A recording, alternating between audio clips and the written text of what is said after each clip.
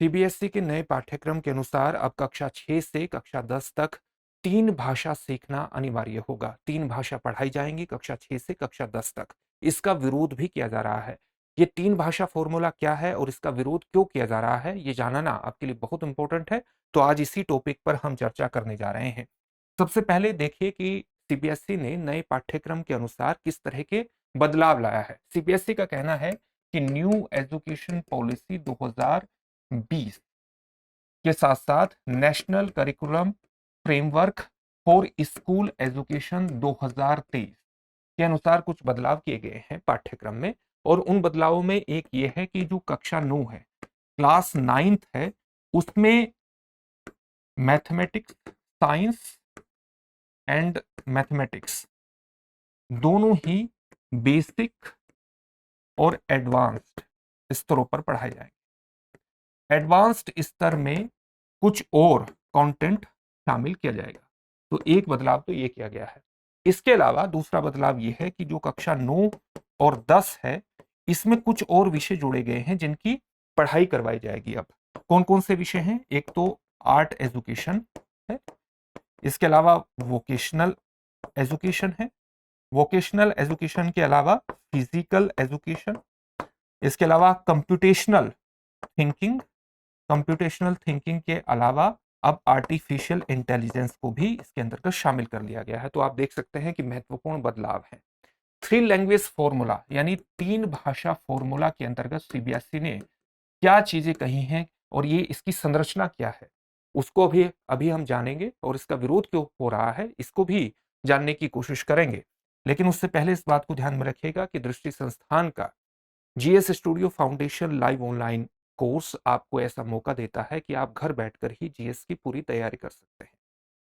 ये मात्र 34,999 में आपकी जीएस की तैयारी को 14 महीने में ही पूरा करा देगा। और इसकी सबसे खास बातों में शामिल है कि इसको करने के बाद जब आप दृष्टि संस्थान की किसी भी शाखा में जाएंगे और वहां पर जीएस फाउंडेशन ऑफलाइन बैच में एडमिशन लेंगे तो ये सारी फीस वहां पर एडजस्ट हो जाएगी, यानी ये कोर्स आपको फ्री में ही पड़ेगा। इसके संबंध में जो बैच हैं वो आपको हिंदी, इंग्लिश और इंग्लिश तीनों में ही प्राप्त होंगे। हिंदी माध्यम का बैच 27 अप्रैल को, इंग्लिश का बैच 28 अप्रैल को और इंग्लिश का बैच 29 अप्रैल को प्रारंभ होने वाला है। आप किसी भी बैच में एडमिशन ले सकते हैं। आपको एडमिशन लेने के लिए डिस्क्रिप्शन में दिए गए लिंक पर जाना है और अपना एडमिशन सुनिश्चित करना है। इंग्लिश के बैच में हिंदी और इंग्लिश दोनों में चीजें समझाई जाएंगी, नोट्स उपलब्ध होंगे इंग्लिश में। आप दृष्टि लर्निंग ऐप के माध्यम से भी अपने एडमिशन को ले सकते हैं। दृष्टि लर्निंग ऐप के माध्यम से या डिस्क्रिप्शन में दिए गए लिंक पर क्लिक करके किसी भी प्रकार से एडमिशन लें। जब एडमिशन ले रहे हो और इस फीस पर आपको मैक्सिमम डिस्काउंट चाहिए तो आप मनीष कोड का इस्तेमाल करिएगा। इस कोड का इस्तेमाल करने से आपको मैक्सिमम डिस्काउंट प्राप्त होगा। इस फीस को आप ईएमआई पर भी जमा करा सकते हैं। अगर किसी भी प्रकार का डाउट हो तो 8750187501 पर कॉल कर लीजिएगा। चलिए अब देखते हैं कि सीबीएसई ने 3 लैंग्वेज फॉर्मूला के अंतर्गत किस प्रकार के बदलाव किए हैं। सीबीएसई ने अब कह दिया है कि अब आपको कक्षा 6 से लेकर के कक्षा 10 तक 3 लैंग्वेज सीखनी होंगी, 3 लैंग्वेज पढ़नी होंगी। अभी तक सामान्य रूप से कक्षा 6 से कक्षा 8 तक की व्यवस्था हुआ करती थी। शैक्षणिक सत्र 2026 से ही कक्षा 6 के लिए यह शुरू कर दिया गया है। इस प्रकार से हम देखते हैं कि जब ये छात्र वर्ष 2030-31 में कक्षा 10 में जाएंगे तो ये पहले छात्र होंगे जो कक्षा 6 से लेकर के कक्षा 10 तक 3 भाषाएं जिन्होंने पढ़ी होंगी। इस 3 फॉर्मूलों को अगर आप national curriculum framework for school education 2023 को देखें तो उसके अंतर्गत 3 लैंग्वेज फॉर्मूला क्या है, इसको R1, R2, R3 कहा गया है। R1 मतलब फर्स्ट लैंग्वेज है, R2 मतलब सेकंड लैंग्वेज है और R3 मतलब थर्ड लैंग्वेज है। सामान्य तौर से जब आप फर्स्ट लैंग्वेज की बात करते हैं तो किस भाषा में पढ़ाई करते हैं? सामान्य तौर से ये आपकी मातृभाषा होती है या आपकी जो क्षेत्र की भाषा होती है वो होती है। दूसरी लैंग्वेज के रूप में आप किसको पढ़ते हैं? या तो आप अंग्रेजी को पढ़ते हैं या कोई दूसरी जो भारतीय भाषा होती है उसको पढ़ते हैं। और थर्ड लैंग्वेज के रूप में किसको पढ़ते हैं? या तो आप किसी भारतीय भाषा को पढ़ते हैं या आप किसको पढ़ते हैं या आप कोई विदेशी फॉरेन लैंग्वेज को पढ़ लेते हैं। सामान्य रूप से ऐसा करते हैं। तो कक्षा 6 से कक्षा 10 तक अनिवार्य की गई है 3 लैंग्वेज और इसमें यह कहा गया है कि इन 3 लैंग्वेज में से 2 लैंग्वेज अनिवार्य रूप से भारतीय भाषाएं होनी चाहिए, भारतीय भाषाएं होनी चाहिए, 2 लैंग्वेज। न केवल आपको 2 भारतीय भाषाएं सीखनी है, बल्कि उन दक्षताओं का भी उल्लेख है जो दक्षताएं आपको इन भाषाओं में आनी चाहिए। वो दक्षताएं कौन कौन सी हैं? जैसे आपको दैनिक बातचीत आनी चाहिए। दक्षताओं की अगर हम बात करें तो आपको दैनिक बातचीत आनी चाहिए। न केवल दैनिक बातचीत आनी चाहिए, बल्कि किसी घटना का वर्णन करना भी आपको आना चाहिए। आप किसी पैराग्राफ को पढ़ सकते हो, यानी आपको पढ़ने का कौशल आता हो, साथ ही आपको लिखने का भी कौशल आता हो, आप उसमें लेखन भी कर सकते हो और अपने विचार को अभिव्यक्त भी कर सकते हो, अपने किसी विचार या भाव को कहने की आपकी क्षमता हो। इस तरह की दक्षताओं को आपको इन लैंग्वेजेस में सीखना है, यानी तीसरी लैंग्वेज में आपको ये दक्षताएं आनी चाहिए जो तीसरी लैंग्वेज की हमने यहाँ पर बात की हुई है। तो इन दक्षताओं का एक यहाँ उल्लेख हो गया, और ये भी हो गया कि आपको ये कक्षा 6 से कक्षा 10 तक ये लैंग्वेज पढ़नी होगी। अब इसका विरोध क्यों हो रहा है? इसका विरोध होने का सबसे बड़ा कारण ये है कि जो तमिलनाडु राज्य है, तमिलनाडु राज्य की जो प्रमुख पार्टियां हैं, प्रमुख राजनीतिक दल हैं, उनका कहना है कि ये कहीं ना कहीं अप्रत्यक्ष रूप से हिंदी को थोपने का एक तरीका है, और हिंदी को थोपने का तरीका है तो जाहिर सी बात है कि इस तरह के तरीके नहीं अपनाए जाने चाहिए।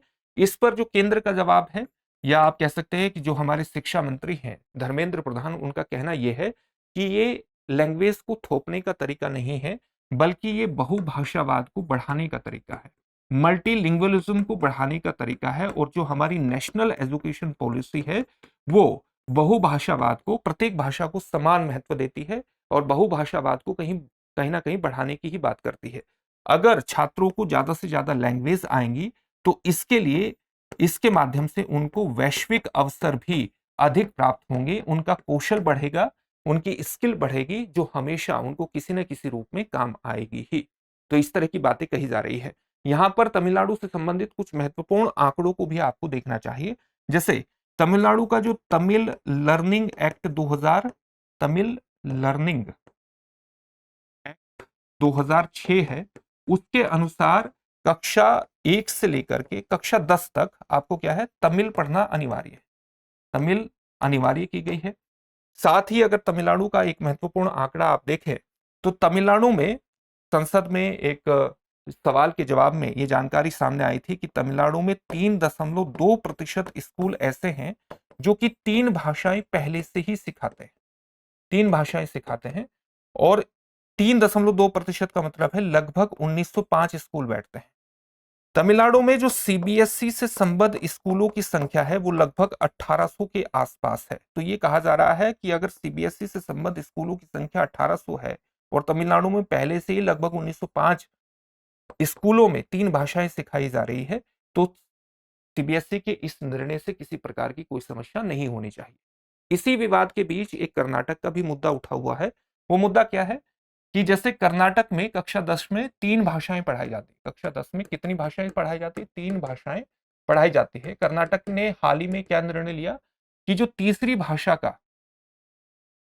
पेपर होगा, वो तीसरी भाषा का पेपर में आपको मार्क्स नहीं दिए जाएंगे, बल्कि आपको ग्रेड दिए जाएंगे, ग्रेड दिए जाएंगे ताकि छात्रों पर अतिरिक्त बोझ ना आए।